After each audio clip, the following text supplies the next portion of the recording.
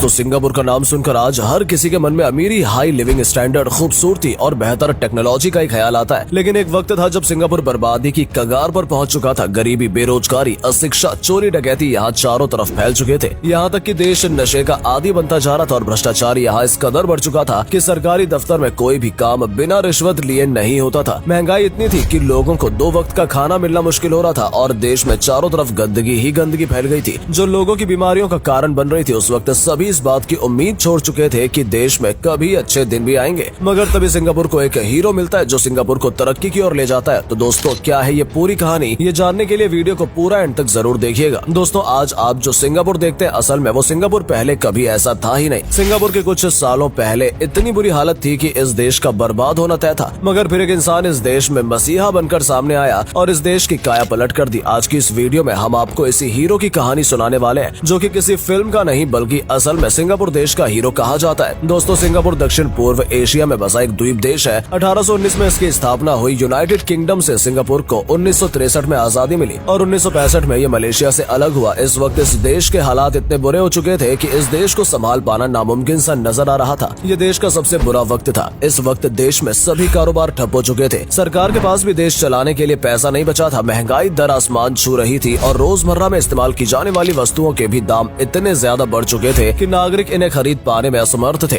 इन सब कारणों से देश में चोरी डकैती भी हद से ज्यादा बढ़ चुकी थी। जब किसी के पास रोजगार नहीं था और ना ही कुछ पैसे बचे थे, ऐसे में अपने परिवार और खुद का पेट पालने के लिए लोग चोरी डकैती पर उतर आए थे। देश में दंगे भी इतने ज्यादा बढ़ गए थे कि देश में हर जगह खौफ फैला हुआ था और सिंगापुर देश सबसे असुरक्षित देशों में गिना जाने लगा था, जिस वजह से गलती से भी कोई इस देश में नहीं आना चाहता था। और तो और इस देश में भ्रष्टाचार भी इतना बढ़ गया था कि कोई बिना पैसे के काम ही नहीं करता था। लोगों के काम बाद में होते थे, जबकि उनसे मोटी रकम पहले वसूल कर ली जाती थी। और इतना ही नहीं दोस्तों, इस देश में गंदगी भी चारों तरफ फैल चुकी थी। लोगों का इतनी गंदगी में रहना भारी पड़ रहा था। जगह जगह कूड़े के ढेर और हर तरफ पॉल्यूशन वाली हवा और गंदा पानी था, जिस वजह से लोगों को भयंकर बीमारियां हो रही थी। देश में गरीबी इतनी बढ़ चुकी थी कि रोजी रोटी के लिए छोटे बच्चों तक को काम करना पड़ रहा था। यानी कि दोस्तों देश में चाइल्ड लेबर जैसी भयंकर समस्या भी मौजूद थी और युवा लोगों को नशे की इतनी बुरी लत लग चुकी थी कि ये नशा करने वाले ड्रग्स खुलेआम बिकते थे। देश दिन ब दिन इस दलदल में डूबता ही जा रहा था, मानो जैसे सारी मुसीबत इस देश पर कहर बनकर बरस पड़ी हो। अब ऐसे में भला कौन ही इस देश को बचा सकता था। सभी उम्मीद हार चुके थे, मगर फिर एक इंसान सामने आया और उसने देश को सुधारने की जिम्मेदारी ली। दोस्तों इस शख्स का नाम था ली कुआन यू। दोस्तों ली कुआन यू सिंगापुर के पहले प्रधानमंत्री थे। ये 3 दशक तक इस देश के प्रधानमंत्री रहे और इन्होंने देश में ऐसे बड़े बदलाव किए जिसे देखकर हर कोई हैरान रह गया। दोस्तों जिस देश में लाखों समस्याएं हो और जिस देश के नागरिक गरीबी, भूखमरी और बेरोजगारी जैसी समस्याओं से भी जूझ रहे हो और जब देश के पास विकास के लिए संसाधन भी पर्याप्त ना हो, ऐसे में भी देश को आर्थिक, सामाजिक, शैक्षिक हर क्षेत्र में मजबूत बनाना एक सपना सा लगता है, जो सपना ली कुआन यू ने पूरा करके दिखाया। दोस्तों आज आप जिस सिंगापुर के बारे में सुनते हैं और देखते हैं, उसका श्रेय कुआन यू को ही जाता है। सिंगापुर के इस नेता ने इस देश का रूप ही बदल दिया। दोस्तों आप भी यही सोच रहे होंगे कि जिस देश में इतने बड़े बड़े अपराध हो रहे हो और इतनी समस्या हो, उन्हें भला कैसे कंट्रोल किया जा सकता है। दोस्तों कुआन यू ने ये सब कैसे किया, हम आपको इसी वीडियो में बताएंगे। दोस्तों कुआन यू राजनीति में काफी वक्त से थे। सिंगापुर के सुधार के लिए इन्होंने एक ढांचा तैयार किया और उसके अनुसार कड़े नियम लागू किए। दोस्तों ली कुआन यू ने देश में फैले अपराधों को खत्म करने के लिए सख्त से सख्त नियम कानून बनाए और छोटे से छोटे अपराधों के लिए भी कड़ी सजाएं देना शुरू कर दी। चोरी डकैती के लिए भी लोगों को जेल भेज दिया जाता था और उन्हें शारीरिक दंड दिया जाता था। ये सजाएं इतनी खौफनाक होती थी जिसे सुनने के बाद ही लोग अपराध करने के बारे में सोचते भी नहीं थे। और इस तरह से देश में लोग अपराध करने से डरने लगे और अपराधों की संख्या दिन ब दिन कम होने लगी। रिश्वत लेने तक के अपराध के लिए फांसी की सजा सुनाई जाती थी। नशा करने वाले और इसे बेचने वालों को भी सजा मिलती थी। मीडिया ने कुआन यू के इन एक्शंस को क्रूरता भी माना और उनके खिलाफ आवाज भी उठाई, जिसके बाद ली कुआन यू ने मीडिया को भी अपने कंट्रोल में ले लिया। ली कुआन यू का मानना था कि जिस देश में सुधार के लिए सख्ती बरतनी जरूरी है, उन्होंने रोजगार उपलब्ध कराने के लिए कम लागत के आवास और औद्योगिकरण के कार्यक्रम की शुरुआत की और देश की आबादी को कम करने के लिए ली ने परिवार नियोजन अभियान चलाया, जिसके दौरान 2 से ज्यादा बच्चे पैदा करने वाले लोगों पर कर लगाया जाने लगा। देश में साफ सफाई और शांत माहौल बनाए रखने के लिए सिंगापुर के लोगों को विनम्र बनाया गया। उन्हें कई मोरल वैल्यूज सिखाई और आसपास साफ सफाई रखने की चेतावनी दी। कचरा फैलाने के जुर्म में लोगों पर जुर्माना भी लगाया गया। यहाँ तक कि देश में अब लोगों का च्युइंगम खाना भी बंद कर दिया गया, क्योंकि लोग इसे खाकर सड़क पर कहीं भी फेंक देते थे। दूसरे देशों की कंपनी को अपने देश में कम टैक्सेस पर कारोबार करने का मौका दिया गया, जिससे बाकी कंपनियां प्रभावित हुई और सिंगापुर में काम शुरू किया। बड़ी बड़ी कंपनियां सिंगापुर आई और इस देश के लोगों को रोजगार भी मिला और साथ ही शिक्षा क्षेत्र को बेहतर बनाने में भी ध्यान दिया गया। गया। और दोस्तों यही वजह है कि तब से अब तक में जितने बदलाव सिंगापुर में हुए हैं उसे देखकर हर कोई हैरान रह जाता है। सिंगापुर में प्राकृतिक संसाधनों की भारी कमी होने के बावजूद भी देश ने कड़ी मेहनत करके और नई टेक्नोलॉजी का सहारा लेकर आज देश को काफी हद तक विकसित कर दिया है। पहले देश के नागरिक इतने गरीब हुआ करते थे कि झुग्गी झोपड़ियों में रहने को मजबूर थे, वहीं आज के वक्त में सिंगापुर के लोगों का लिविंग स्टैंडर्ड इतना ज्यादा हाई है जिसे देखकर हर कोई चौंक जाता है। इस देश का नाम दुनिया की टॉप 10 रिच कंट्रीज में लिया जाता है और टेक्नोलॉजी के मामले में भी इससे अच्छे देशों को पीछे इसने छोड़ दिया है। और सिंगापुर का हाई इंफ्रास्ट्रक्चर दुनिया भर के टूरिस्ट को आकर्षित करता है। ये देश इतना खूबसूरत है कि इसे देखने हर साल लाखों टूरिस्ट यहाँ आते हैं और टूरिज्म देश की इकोनॉमी का एक महत्वपूर्ण हिस्सा बन चुका है। और वर्तमान में इस देश का लिटरेसी रेट 98% है और आज ये देश